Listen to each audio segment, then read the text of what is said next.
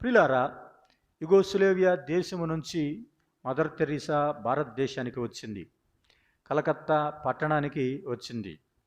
మరి ఆ దినాల్లో మరి డయేరియా ఎక్కువగా ఉంది. ఎక్కువగా ఉన్న కాలంలో అందరిని తీసుకొని వెళ్ళి బయటపడేస్తున్నారు. ఆఖరికి కుటుంబస్తులను ఎవరైనా తీసుకొని బయటపడేస్తున్నారు. ఆ బయటపడేసిన వాళ్ళని ఈమె తెచ్చుకొని తన ఆశ్రమంలో మరి నిర్మల్ హృదయ్ అనేటువంటి ఒక ఆశ్రమాన్ని ఆమె స్థాపించి, ఆశ్రమంలో ఉన్నటువంటి ఎవరైతే అనాథులుగా పడిపోయి ఉన్నారో మరి వారందరినీ తీసుకొచ్చి పరిచర్య చేస్తూ ఉంది. ఇది ఒక కాళీమాత దేవాలయం ఎదురుగానే ఈ ఆశ్రమం ఉంది. ఇది ఆ దేవాలయంలో పనిచేసే పూజారికి నచ్చలేదు.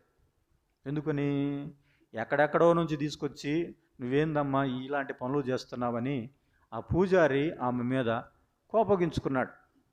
కోపగించుకున్నప్పుడు ఆమె ఏం మాట్లాడలేదు. కానీ నిజానికి ఇలా చేస్తున్నటువంటి సందర్భంలో మరి ఒకసారి ఆ పూజారికి కూడా ఇలాంటి విరోచనాలు అన్నీ డయేరియా వచ్చింది.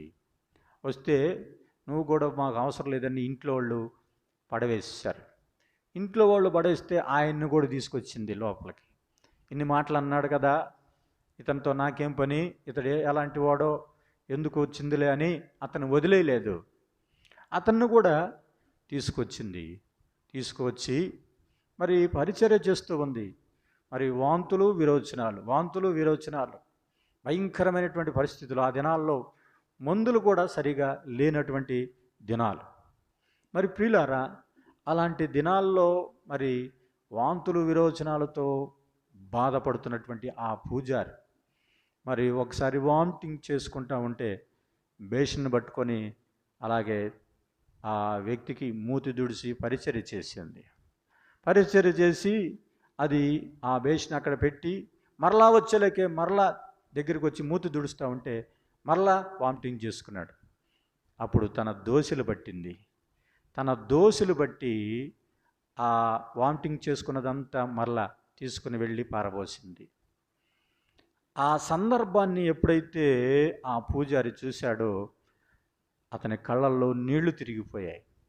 ఈమె నా తల్లి కాదు, ఈమె నా బంధువు కాదు, ఈమె నా రక్త సంబంధి కాదు, నా సోదరి కాదు, ఎవరు కాదు.